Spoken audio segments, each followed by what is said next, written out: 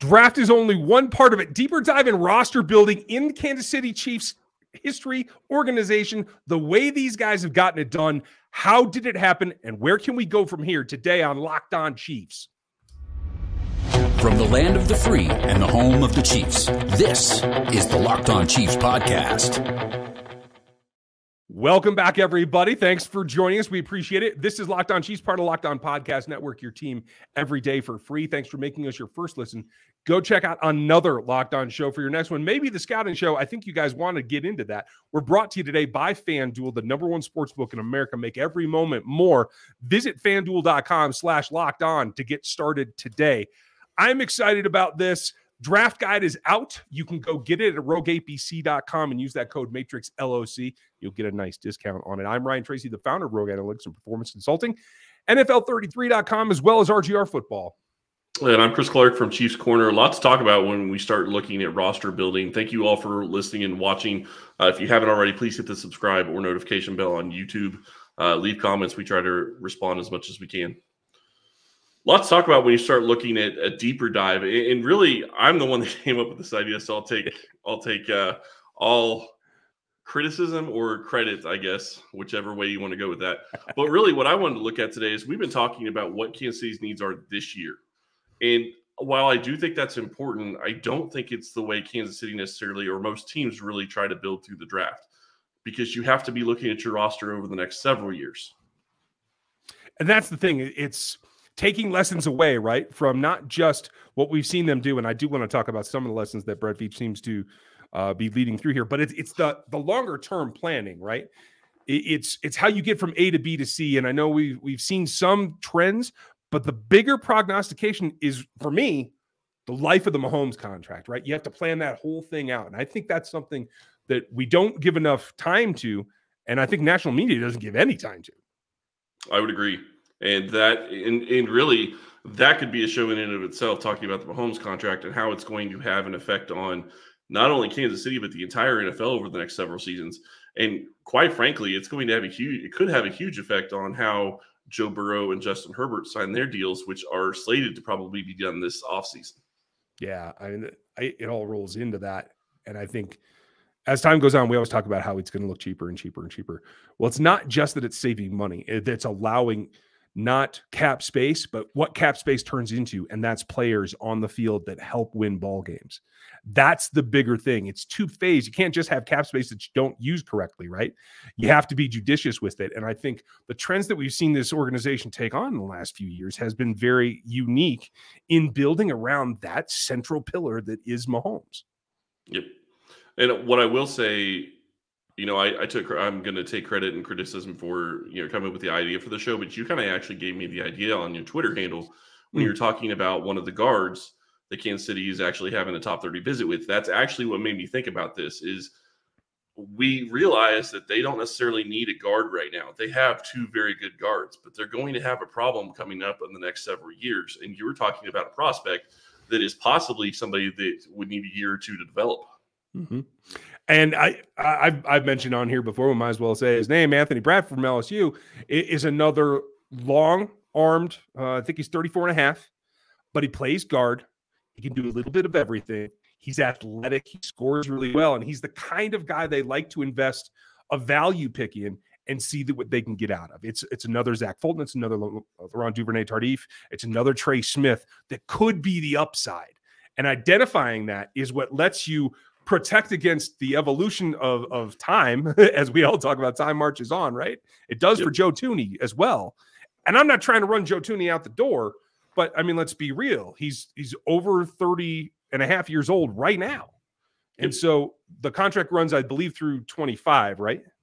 Yeah, and he's got a cap number of $22.6 million in 2024. So that is quite a lot, and they could save almost $9.5 million if they cut him. And I'm not trying to say I want them to cut Thuney. Thuney has been a fantastic signing for them, and I like that he's here. He has continued to show that he is very tough, and he is a staple in the interior of that offensive line. One of the questions I have for you about Bradford, though, is has he ever snapped? That's a good question. I don't have that off the top of my head, but if so, it's been very limited. I want to say he had 2 games where he actually played a little bit of center, but I don't think it was full games. Okay. Well, and that's important, though, because Kansas City likes to get guys that can play multiple positions on the interior because you're not going to want to just carry just a center. So to me, it would make a lot of sense if he has the ability to – they think he maybe has the ability to become a center, a backup center at that point. I don't think Creed Humphrey's going anywhere, but you always need to have somebody. And that's the way that it goes. I agree. Creed Humphrey isn't going anywhere. Trey Smith isn't going anywhere. I think what it becomes is you've had this evolution, right? And part of what I was tweeting about was the fact that Allegretti's here on a one-year deal. And you have Tooney, right? And I agree. I think Tooney's probably going to get extended is what's going to happen. And so he will be here for a while. But you need that swing guy. And they've done a really good job of rotating through backup interior guys in particular. But I think they need to get a little bit more athletic. And when I look back at Bradford, I pulled his numbers up. He did play a little left tackle for LSU in 21. I know that was a strange season. 20 was as well. He only played like 7 snaps in 20. And that was back at guard. And PFF does not have the center snaps, but I swear I saw him. I swear I saw him. Well, and then that also leans into if he played left tackle, that means he could probably play right tackle, which would mean that, maybe you're not going to feel like he could play left tackle in the NFL, but if he could play 4 of the 5 positions on the offensive line, you feel comfortable with it. That's a great value. Stop me if you heard this before. The Kansas City Chiefs like versatility. Yep. Right. Well, and I like versatility too. You can get those in everybody's favorite flavors from the guys that do everything for us, and that's Built. They make these bars that are so good. They're healthy and they're amazing tasting. They're 100% real chocolate, just like they always have been. You can get them at Sam's Club and Walmart now, and I know that's a change for everybody. It used to be mail order only, but they're still 130 calories. There's still only 4 grams of sugar and 17 grams of protein on average.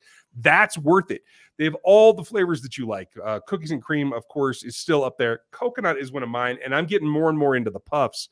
They even make a maple bar that's really, really good, and I hide that from my kids maybe more than any other flavor, to tell you the truth.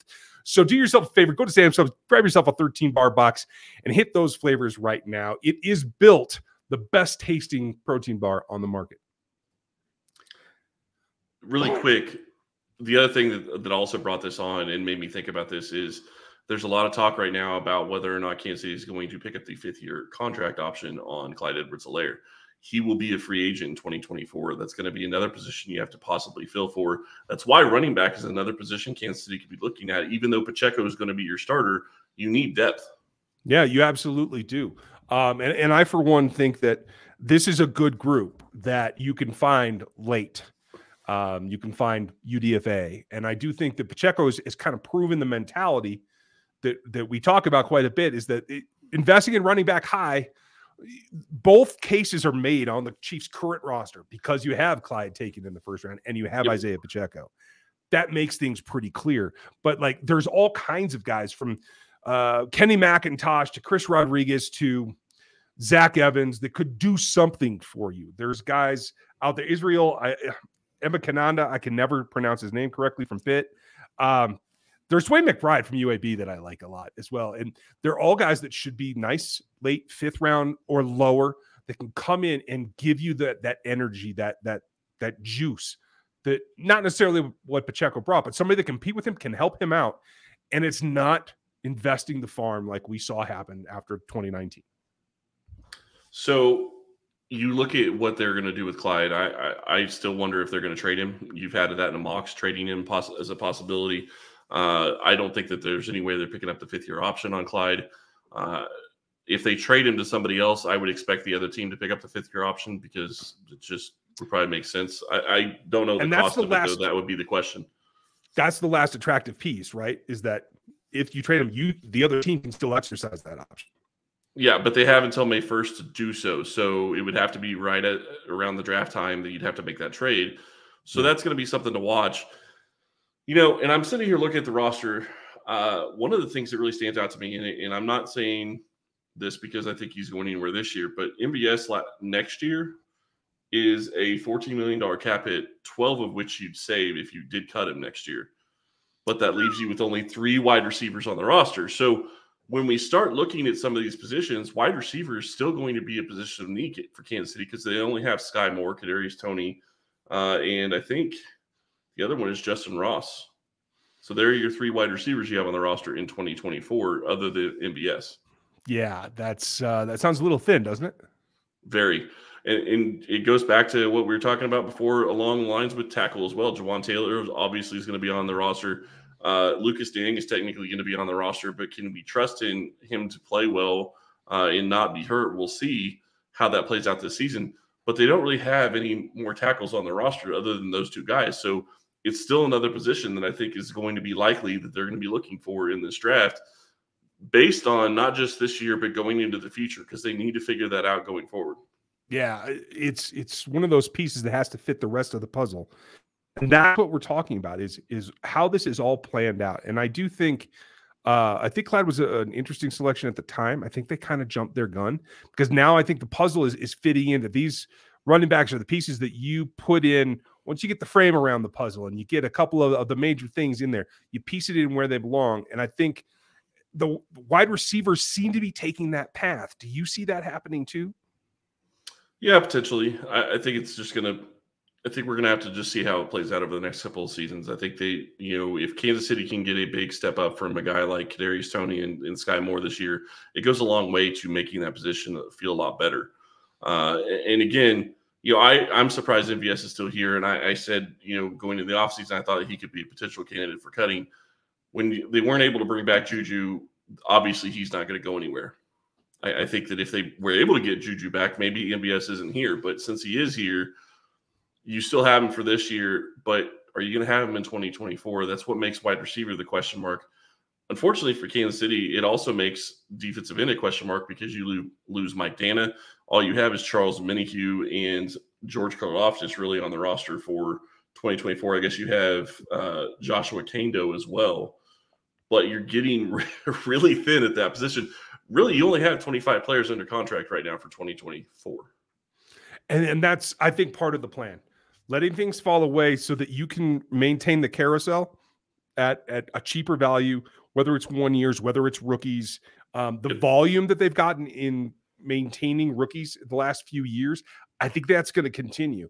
I do think that they're going to give a serious thought in terms of when they make the 53 or the practice squad of keeping those rookies that they select, because they need to have those small contracts on the books for the next couple of years to come.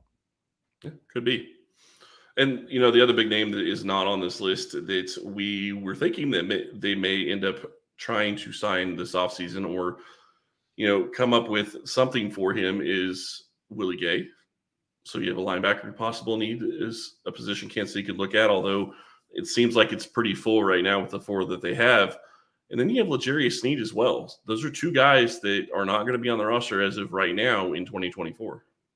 I hope that that's wrong about L'Jarius because I do think that he needs to be here. And maybe that's where the decision points come in. There's a couple of big contracts that are going to help steer the course of what this team building becomes. We're going to talk about those on the backside of this message.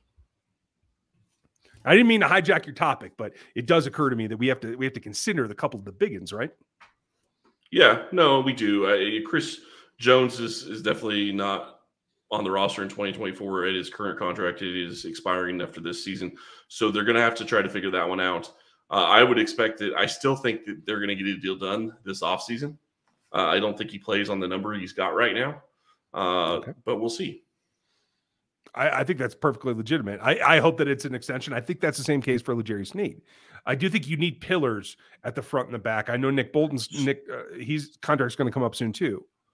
Yeah, he's still in there in 2024, but not there in 2025, I believe. So the question that I have when you start looking at Chris Jones, and I really hate having this conversation because I love Chris Jones, but Kansas City is going to be getting to a point very soon where they're going to have to start making even more difficult decisions than they've already made.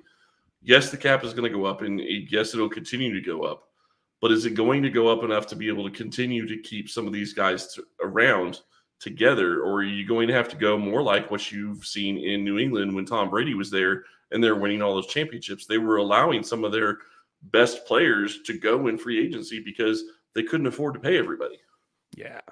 And it was Tom Brady, and it was Tom Brady that kept that team going the way that it did. And that's much like what is happening in Kansas City with Patrick Mahomes. Well, yeah, and now no, you're absolutely right. I was just saying, like, it kept it going, and then it starts to fall apart after the fact, right? Because when we look at where it's at now, didn't Devin White just ask for a trade off that roster? Yeah. So it's Well, again, that's Tampa, so that's a little different, but yeah. but it shows the balancing act, right? Mm-hmm. And so everything comes back into, yes, you have to have pillars of talent on the defensive side. They have to counteract what Patrick does as well, and Kels, obviously. But as they move forward, you have to continue just kind of inch up the walls of the canyon here on both sides without putting on such a load that you can't keep getting things done.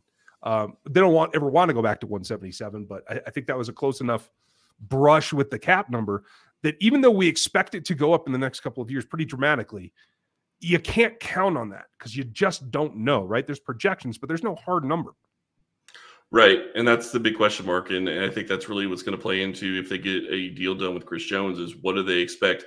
You know, Brant Tillis has a pretty good idea of what he thinks the cap is going to go up to. I think Kansas City, their cap gurus have a good idea of what they think the cap's going to be in the next couple of years. And while you can't guarantee that that's going to be the case, you can at least figure that that's going to be around the right number. Now, the other side of that, though, that we haven't discussed is Kansas City has said multiple times, and I don't think many people have been listening to this. Brett Veach just come out and said that he plans on continuing to make Patrick one of the top paid QBs in the NFL, which generally is probably going to mean he's going to get a pay raise in the next several years because he's going to fall down to the list where he's not even in the top 10 soon. Yeah, I mean, 27 at the latest, right? But I think it could be before that. Yeah.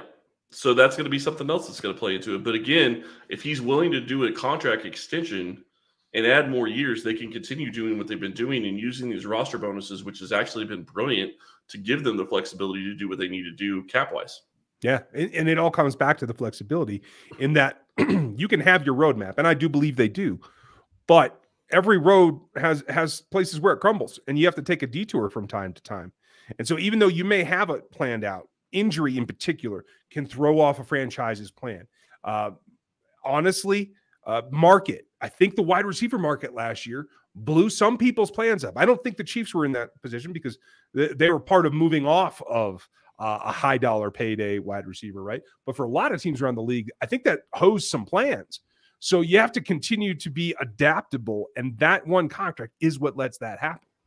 Yeah, well, and you start looking at what Kansas City has been doing, and one of the focal points that I think you'll continue to see Kansas City doing over the next several years is investing in their offensive line. And what I mean by that is they go out and they get we didn't even have any thought that they were going to get Joe Thuney before they signed Joe Thuney. There was no talk, there was no thought process that they were going to go out and sign the most expensive guard in free agency that year. I still love the pick. I'm not saying anything wrong against it. But then you turn it around and you go back and you get Creed Humphrey, you go get Trey Smith, you bring in Orlando Brown, and Andrew Wiley is kind of a holdover. But that offensive line took a huge leap forward. And I think what you're seeing now is Kansas City realizes if they can keep Mahomes up, maybe they don't need to have a Tyreek Hill type wide receiver. But you're still going to have guys that can get separation. And that isn't what you have on the roster right now, at least that we've seen. So you're going to have to invest at some point. Yeah. Hey, investment is part of the plan. And I don't think you can ever see that same scenario working out. And I do think this is an interesting class within this draft that they might find something that they feel can rotate and maybe yet again evolve what's on the field while maintaining what's off the field in the procedural plan to keep adding the pillars that they have to have in offensive weaponry and protection from Mahomes and just a middling defense that can get after the quarterback when they're healthy. Yep. And the problem with that is I know a lot of people are going to wish that they could get a better than a middling defense. The reality is that generally takes superstars on that side of the ball. And while I think you have one in Chris Jones, I don't know that Kansas City is going to be able to invest the money to get those superstars on that side of the ball. So you have Patrick Mahomes. Unfortunately, I do think it's going to be a situation where you're going to continue to see Kansas City play in a lot of one-score games. I'm not saying their defense can't get better. It can. But I don't think you're going to see a defense that's going to be top 10. Yeah. Unless you hit in the draft. Right. And that's regularly. The nice thing is if you can do what you've done on the offensive side in the draft, I think you have a chance there. And dominance is a high goal that you really have to hit on all cylinders. But you put it all together and you have the right coaching, I think that's a possibility. Let us know what you think. Leave your comments on YouTube. Hit us over at the Spotify and the Apple reviews. We'd like to see what you think there as well. Is this general plan on track? Is there anything throwing it off? Or is this business exactly as Andy Reid and Brett Veach have kind of planned it out to this point? I think that that's probably the case. I thank you for your time, Chris. This was a great way to take a different look at this team. Yeah, I really enjoyed it. I think there's still a lot that we could talk about going into this draft. Obviously, you're looking to fill holes that you have right now, but there are so many holes down deep that the team has to be thinking about of how does this player fit in the short-term and long-term plans. Yeah, especially in the top 3 rounds. Yeah, and I think it'll be replanning, reset on depending on what happens in the first 31 picks this year. So be with us. We are steaming towards the draft. Go get the guide. It's at rogueapc.com and use that code MATRIXLOC to get yourself a discount. It's got a ton in it. Redid the rankings. We have 145 plus film reviews on top of all the analytics for athleticism, for production, and tying it all together. The algorithm is kicking this year, and I think you guys are going to really dig it. Thank you for your time. Thank you for your patience. And we are here 5 days a week. I hope that you hear us tomorrow because we're going to be here regardless. You guys have a good one, and we'll talk to you then.